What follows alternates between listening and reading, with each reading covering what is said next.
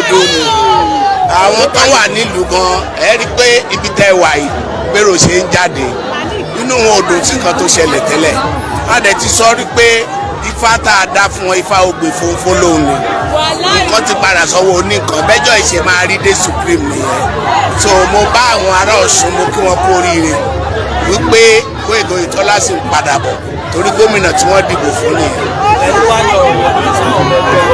àwọn ọmọ ẹgbẹ́ wa ni pé kí wọ́n fi ọkàn balẹ̀ ire wọn ti dé wọ́n mọ̀ pé gómìnà yìí ṣiṣẹ́ dáadáa kí wọ́n ṣe ra wọn lọ́kùn torí pé ìbò tó wà wájú ti ọ̀gá wa Tinubu ti House of Rep ti Assembly ti Senate àwa náà láti máa gba gbogbo ẹ̀ lọ́wọ́ wọn so kí wọ́n múra torí pé ìbò yẹn olókàn ti tàbẹ́ pọ̀jù lọ.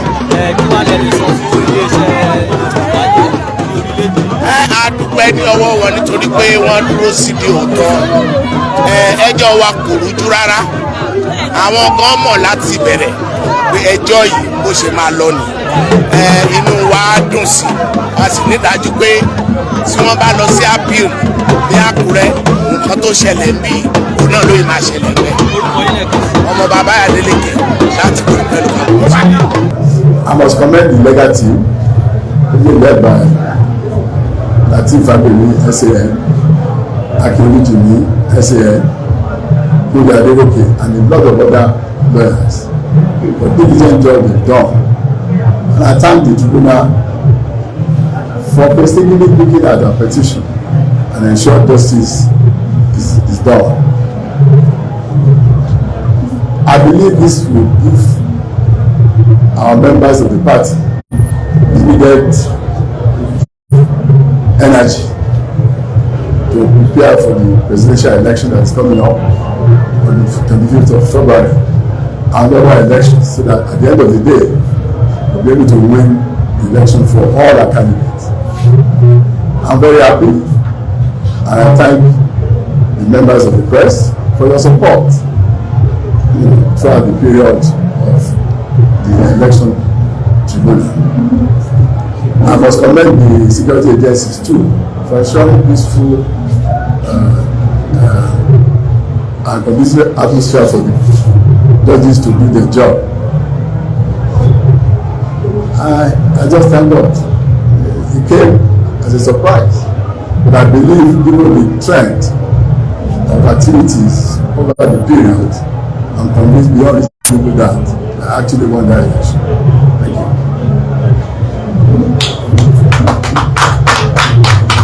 Thank you very much. I was thinking he was going to read a prepared speech, but he spoke from his heart, and that is exactly how he feels about the victory just delivered some few minutes ago. As usual, we'll take one or two questions before we draw the curtain on this brief interaction. Thank you. And if there are none,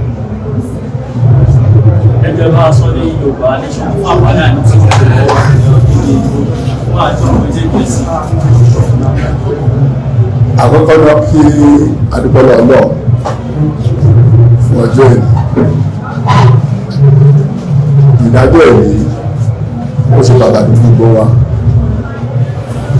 Àkọ́kọ́ náà ó fi yá pé ẹgbẹ́ APC àti olùdíje wọn tó jẹ́ àdúgbò ìpínlẹ̀ Kwara nígbàwó olúborí ní ìgbà àdìlọ ní ọjọ́ kẹrìndínlógún oṣù keje ọdún 2022.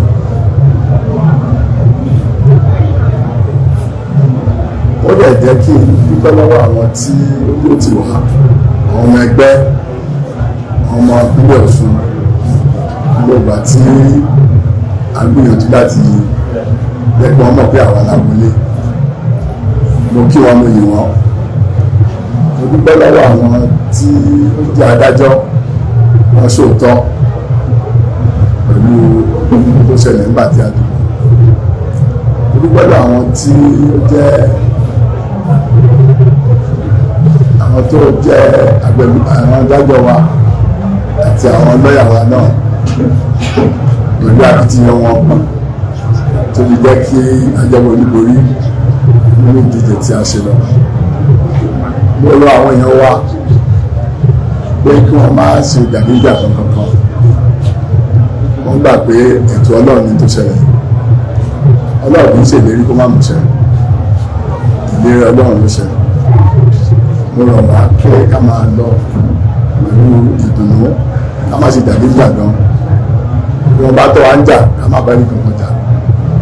Mo kí àwọn agbófinró ìlú akitiyan wọn gbogbo ìgbà tí àwọn adájọ́ ń ṣètò bí wọ́n ṣe ṣe ìdájọ́ tẹ́mídọ́rùn tí mo pè. Mo rọ̀ wá pé ọdún kò mójútó ààbò nípínlẹ̀ wa. Mo ṣetán láti tún sin àwọn aráàlú fún sáà kejì ní agbára Ọlọ́run. Ẹ ṣé mo dúpẹ́. Ọ̀rọ̀ ni a ti gbọ́ ní àti ẹnu gómìnà tẹ́lẹ̀ rí ní ìpínlẹ̀ Ọ̀ṣun ọ̀gbẹ́ni Gbóyèga Oyètọ́lá tí ọ̀rọ̀ láti gbọ́ lẹ́nu lẹ́yìn tí ilé ẹjọ́ tribunal ní ìpínlẹ̀ Ọ̀ṣun tí ó kéde wọn nínú ìgbẹ́jọ́ tí wọ́n gbé ka iwájú rẹ̀ ni pé àwọn ni wọ́n jáwé olúborí nínú ètò ìdìbò tí ó kọjá ní ìpínlẹ̀ Ọ̀ṣun. Gómìnà Gbóyèga Oyètọ́lá ni wọ́n ti bá àwọn aráàlú ní gbólóhùn ní ilé wọn tí ó wà ní ìlú tá a ti bí wọn ní ìlú Ìràgbìjí tí ọ̀pọ̀ ènìyàn tí ó sì wà níbẹ̀. Ìràgbìjí ni a wà lọ́wọ́lọ́wọ́ ibi tí àwọn ọmọ ẹgbẹ́ òṣèlú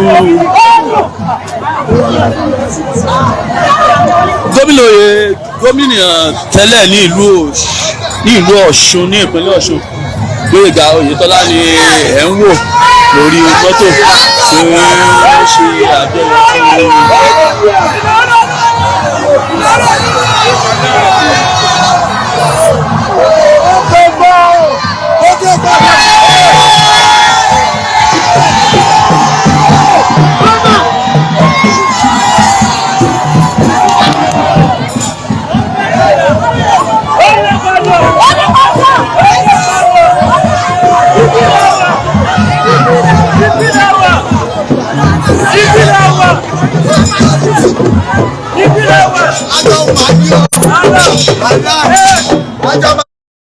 Láti túbọ̀ máa gbádùn àwọn ìròyìn ìgbéyẹ̀wò wa, ẹ subscribe sí YouTube channel wa, kí ẹ follow Facebook page wa àti àwọn other social media network wa. My name is Aki Anabi. I'm a video director and TV producer of Akomolowe on African Magic.